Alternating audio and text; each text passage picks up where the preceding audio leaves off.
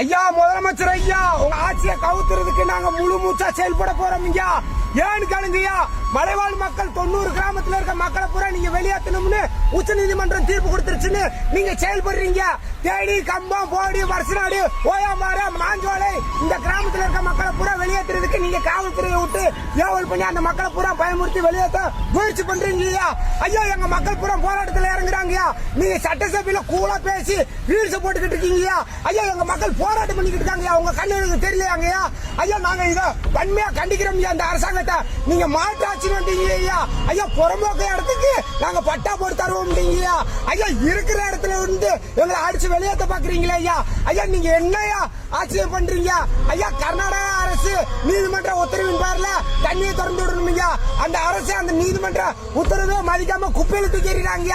நீங்க மட்டும் ஏயா எங்க மக்கள் வாழ்வாதாரத்தை சதிக்கிறதுக்கு நீதிமன்ற உத்தரவின் பேர்ல எங்க மக்களோட வாழ்வாதாரத்தை சதிக்கிறீங்களே ஐயா. ஏன் இந்த நாட்டில ஜனநாயகத்தின்படி எங்க மக்கள் இருக்கிறாங்கன்னு நீங்க கட்டி பாக்குறீங்களா?